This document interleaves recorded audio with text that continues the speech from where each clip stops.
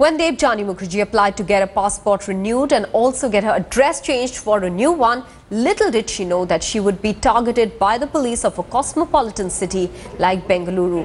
When Debjani's documents were cleared and verified by the Bangalore police, this Bengaluru techie was subject to humiliating questions by the Kadgodi police. She was asked embarrassing questions about her personal life. She was made to make multiple trips to the police stations, and yet the cops sent an adverse report in Debjani's case. Debjani took to the social media and posted her woes online before shooting off a complaint to the Bengaluru police chief, M.N. Reddy, who had to intervene finally.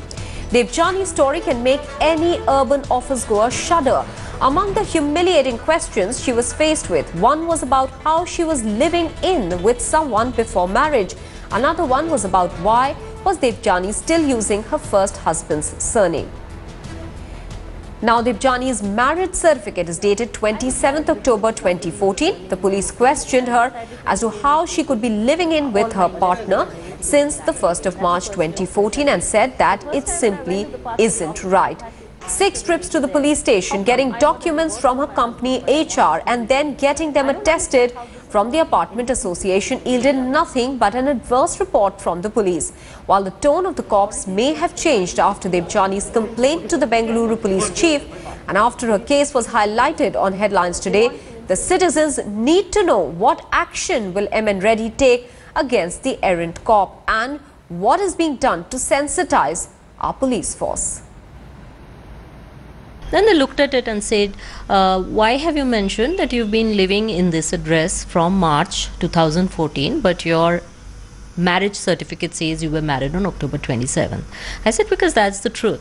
So they said, no, but that's not possible. You cannot be living in with somebody without being married to him. I said, look, that's a personal choice. We have been living in. No, that's not possible. And then they went on in Kannada. I don't speak Kannada. Now, in what context, if at all these kind of questions are asked, and whether they should have been asked at all, these questions, whether she is living as a married wife or not, was not relevant according to me. Whether she was residing there is relevant.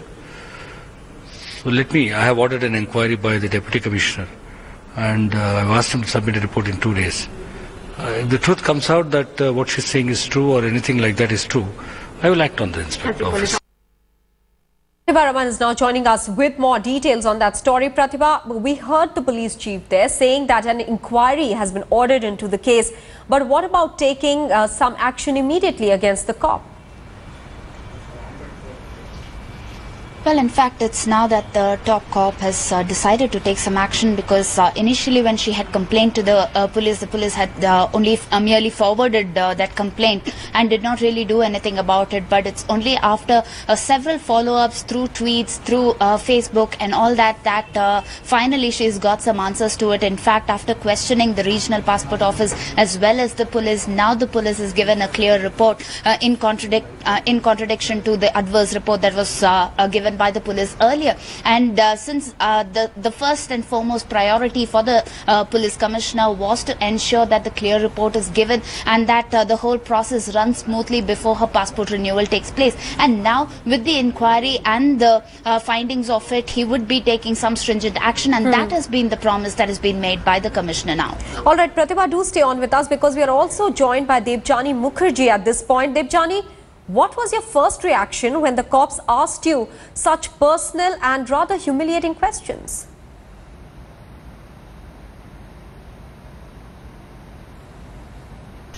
Disgust.